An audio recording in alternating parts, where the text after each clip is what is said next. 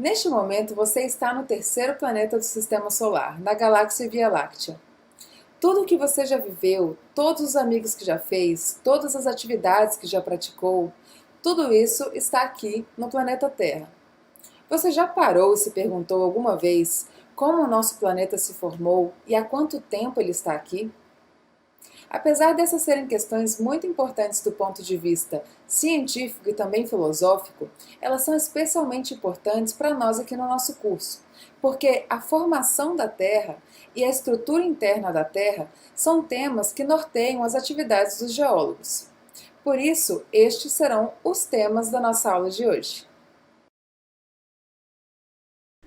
Ao falarmos da formação da Terra, estamos falando da formação do nosso Sistema Solar, há 4.500 milhões de anos atrás. A hipótese da nebular é a mais aceita para explicar a origem não só do nosso Sistema Solar e do nosso Sol, como também de todos os outros sóis do universo, que a gente vê daqui da Terra como objetos minúsculos, as estrelas.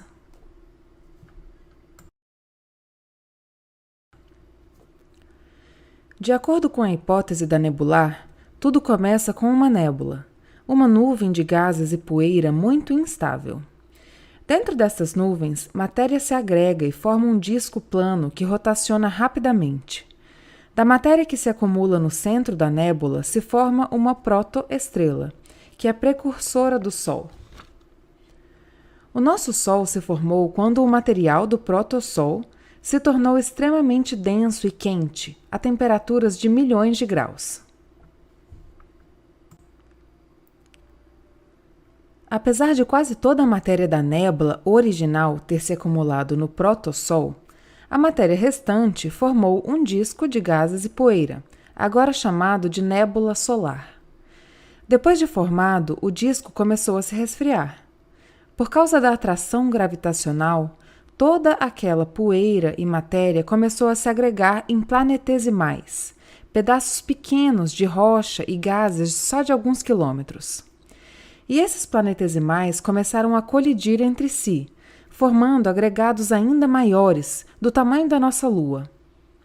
No estágio final dessas colisões, os poucos agregados que se tornaram maiores atraíram gravitacionalmente a matéria restante e formaram os planetas nas órbitas que nós conhecemos.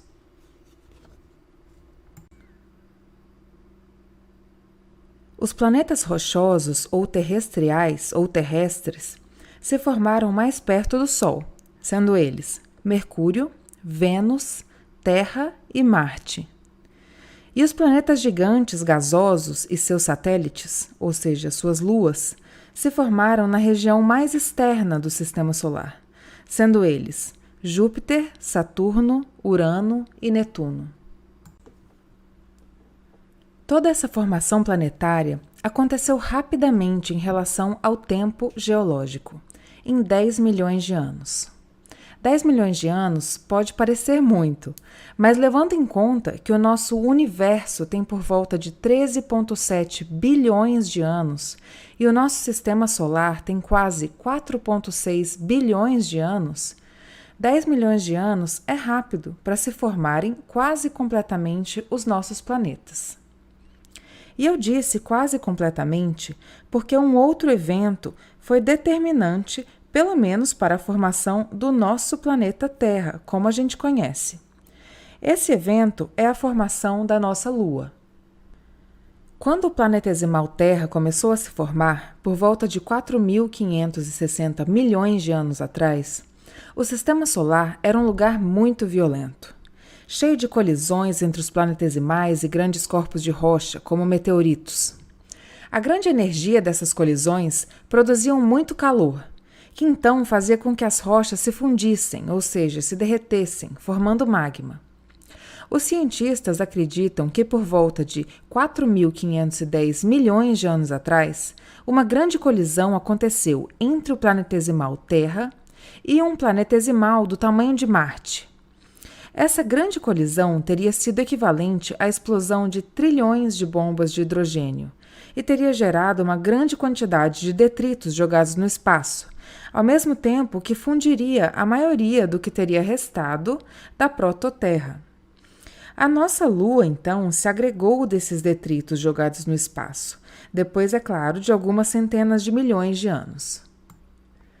Além de fornecer matéria para formar a Lua, esse imenso impacto fez com que o interior do planeta atingisse temperaturas muito altas, permitindo que seus componentes pudessem se mover do núcleo para a parte externa e vice-versa, de acordo com as suas características físicas e químicas. Então, o material mais pesado afundou em direção ao núcleo do planeta, enquanto o material mais leve se transportou para a superfície. Dessa forma, a Terra se diferenciou em camadas, com um núcleo central, um manto e uma crosta externa. O núcleo do nosso planeta, que começa a uma profundidade de 2.890 quilômetros, foi formado quando o ferro e outros elementos bem pesados, como o níquel, afundou em direção ao centro da Terra. Sabemos que o núcleo é formado por uma parte sólida e por uma parte líquida. A parte sólida se estende de uma profundidade de 5.150 km a 6.370 km, que fica no centro da Terra. O núcleo é sólido porque nessa profundidade tão grande, a pressão é também muito grande, então ela não permite que o ferro fique em estado líquido, mesmo a tão altas temperaturas. Já a camada líquida se estende de 2.890 km a 5.150 km, portanto, a profundidades um pouco menores. O núcleo interno, sólido, representa 1,7% da massa da Terra, enquanto o núcleo externo representa 30,8%, ou seja, bem mais. A crosta da Terra se formou a partir dos materiais derretidos que eram menos densos, ou seja, menos pesados que o ferro e o níquel. E esse material menos denso, portanto, flutuou em direção à superfície do oceano de magma da Terra primitiva. Esse material então se resfriou e formou uma casquinha, ou seja, uma crosta sólida na superfície da Terra. Para a gente ter uma noção da idade dessa casquinha, da primeira casquinha que se formou, cientistas descobriram na Austrália cristais que foram formados nesta época. E eles são os cristais mais antigos já encontrados, com idades de 4,4 bilhões de anos.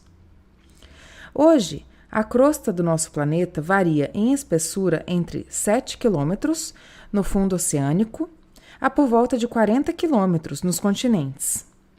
Essa casca, apesar de parecer gigantesca para a gente, cobrindo toda a superfície do nosso planeta, representa somente 0,4% da massa da nossa Terra. O manto da Terra é formado por todo o material localizado entre o núcleo e a crosta, que ficou por lá depois que os componentes mais densos afundaram e os menos densos flutuaram. Então, o material do manto é predominantemente sólido, mas se comporta como um fluido viscoso, que nem uma massinha de modelar mais durinha. E essa camada tem uma espessura de 2.850 km, representando 67,1% da massa da Terra. Por fim, a última camada da Terra sobre a qual vamos falar está localizada acima da crosta e é de extrema importância para a vida no nosso planeta. Ela compreende a hidrosfera e a atmosfera. A hidrosfera consiste de toda a água em estado líquido na superfície terrestre, incluindo os oceanos, lagos, rios e águas subterrâneas. Os oceanos cobrem 72% da superfície da crosta e contêm 97% de toda a água do nosso planeta. O ponto mais profundo do oceano fica na trincheira Mariana, no Oceano Pacífico, a quase 11 quilômetros de profundidade.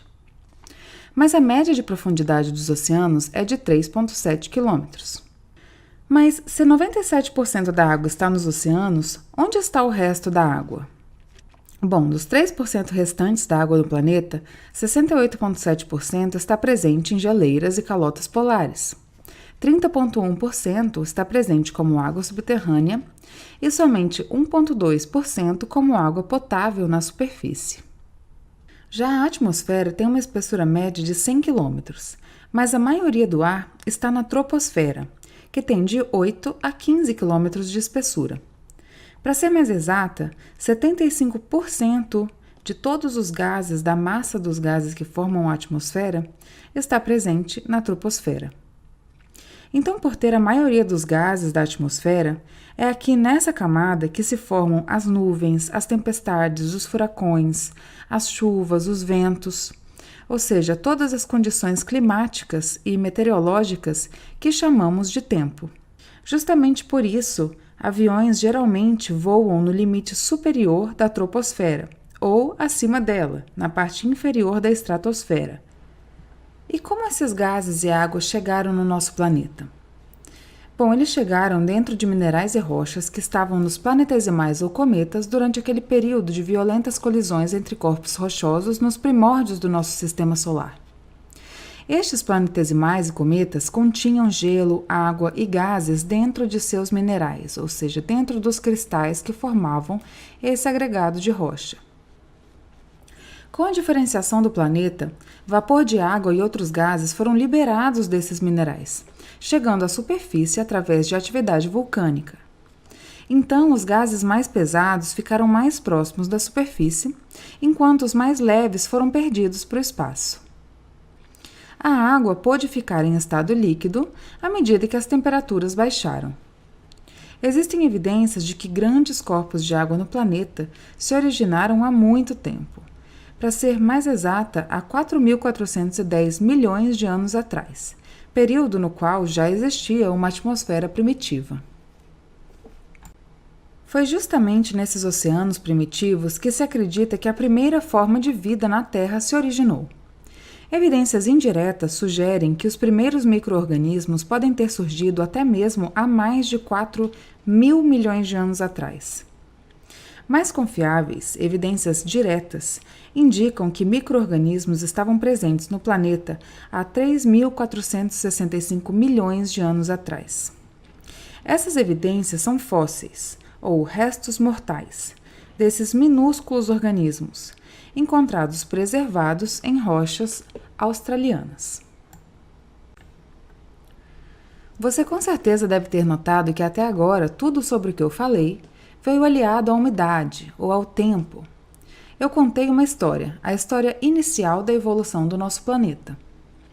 Nós falamos sobre a agregação do material que formou a Terra e outros planetas, 4.650 milhões de anos atrás. Falamos do evento de formação da Lua, 4.510 milhões de anos atrás. Também da diferenciação da Terra em camadas, núcleo, manto e crosta, há 4.400 milhões de anos. E também falamos da formação da atmosfera primitiva e dos primeiros grandes corpos de água, 4.410 milhões de anos atrás. E, finalmente, falamos da evidência concreta da primeira forma de vida na Terra, há 3.465 milhões de anos. Como você deve estar imaginando, ainda tem muita história até o tempo atual, o agora, o tempo zero. E é isso que um geólogo faz. Ele descobre e conta a história do planeta que está registrada nas rochas. E para fazer isso, ele usa um calendário muito especial, que é chamado de escala do tempo geológico. Na próxima aula, nós vamos falar mais sobre essa escala e sobre por que ela é importante para as pessoas que trabalham com atividades ligadas à geologia.